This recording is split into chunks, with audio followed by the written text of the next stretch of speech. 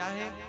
यजमान को चाहिए कि 7 दिन तक नियम का पालन करे, ब्रह्मचर्य का पालन करे, हो सके तो सैया का त्याग करके नीचे बिस्तर लगाकर शयन करे और 7 दिन तक कम से कम निर्जला होकर कथा सुने।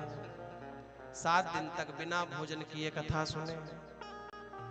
कहा महाराज जी फिर तो हो गई कथा, 2-4 दिन तो कट जाएगी, 5वें दिन हॉस्पिटल में भर्ती, ग्लूकोज की बोतल चढ़ानी पड़ेगी। कोई और छूट? तो कहा पया पानम, दूध पीकर कथा सुनो। कहा महाराज वो भी मुश्किल है। कोई और छूट? कहा घृतम पानम, घी पीकर कथा सुनो।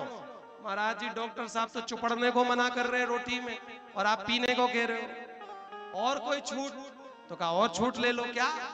कहा फलाहार, फलाहार करके दोनों टाइम बढ़िया फलाहार करो, कथा सुनो। कहा महाराज जी फिर भी गड़बड़ है। क्यों? आग लगे तोरी पोथी में और ध्यान लगो मोरो रोटी में।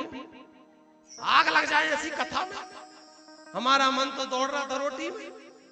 कोई और छूट मिलेगी? तब तो कहा कि फलाहार न सही तो फुलाहारम, फुलाहार करके आओ बढ़िया। भोजनम तो वरम मन्ने कथा श्रवण कारकम, नोपवासो वरो प्रोक्ता, कथा विघ्न करो यदि। कैसे भी करके हमारी कथा में विघ्न नहीं आना चाहिए। बस चाहे दूध पी के रखो, चाहे घी पीकर, चाहे फलाहार करके, चाहे दोनों टाइम भोजन करके कथा सुनो, कोई बुराई नहीं, लेकिन हमारा मन भगवान में लग सके, बस ये उपाय करना है। हम रोज 4 रोटी सुबह खाते थे, 4 रोटी शाम को, तो सुबह का नियम बदल दो। सुबह 4 रोटी खाते थे तो 2 रोटी, 10 रोटी खाते तो 5 रोटी, और 20 खाते थे तो 10 खाओ। आधा भोजन, क्योंकि आधा इसलिए करना है ताकि हमारा मन भगवान की कथा में लग जाए और भूख भी ज्यादा ना लगे। पूरा 10 की 10 खा के आ गए तो फिर गर्दे की व्यवस्था करनी पड़ेगी, कूलर तो चल ही रही, और नहीं खा के आए तो बार बार लगेगा महाराज जी आरती कब होएगी, पेट में चूहे दौड़ रहे हैं, जल्दी करो जल्दी करो, गड़बड़ हो जाएगा। इसलिए सुबह का भोजन लिमिट में, शाम का भोजन अनलिमिटेड में कर सकते हो। बोलो राधे राधे। थोड़ा और जोर से बोलो। वक्ता के लिए सुंदर यहाँ पर नियम दिया गया। विरक्तो वैष्णो विप्रो वेद शास्त्र विशुद्धिकृत, दृष्टांत कुशलो धीरो वक्ता इति निष्प्रह। वक्ता कैसा होना चाहिए? विरक्तो, विरक्त का मतलब जो भागवत जी का ठेका ना करे, क्योंकि आजकल वक्ता भी ऐसे हो गए। ठेका होता कितने लाख, 2 लाख, 5 लाख, 10 लाख, 50 लाख, 1 करोड़ बोली लग रही है कथा की। अब कथा हो रही है कि बेचा जा रहा है भगवान। अरे खर्च बिल्कुल ना आए।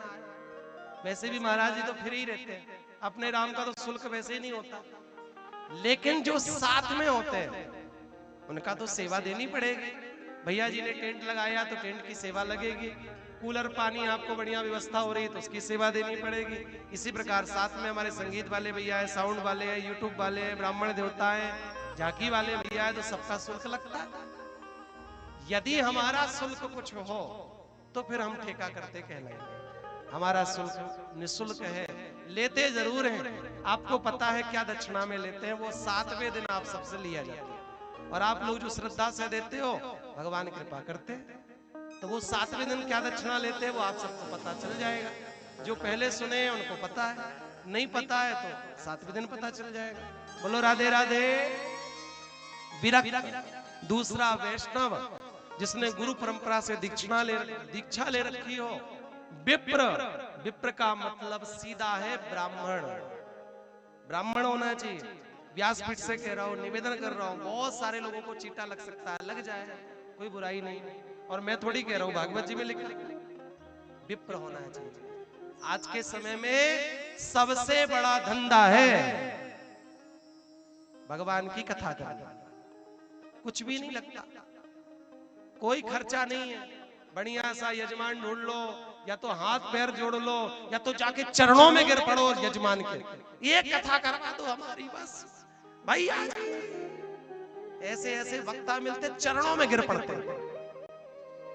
आपका मैं भैया हूं छोटा सा, आपका छोटा भाई हूं, आपका बेटे के जैसा हूं, एक तो कथा करवा लो। चुल्लू भर पानी में डूब मरो ऐसे वक्ताओं। अरे गिरना था भगवान के चरणों में और तुम गिर पड़े इंसान के चरणों में।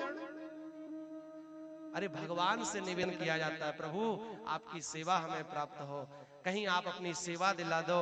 अरे दुनिया के पैरों में गिरोगे, इज्जत होने वाली नहीं। वो कैसा वक्ता जो दुनिया से बोले और दुनिया से कहे भगवान से मांगो और खुद दुनिया से मांगो। ऐसा विप्र ब्राह्मण होना चाहिए। विरक्तो वैष्णो विप्रो वेद शास्त्र विशुद्धिकृत। जो वेद शास्त्र को पढ़ा हो, जिसने अध्ययन किया हो, गुरु परंपरा से पढ़ा हो।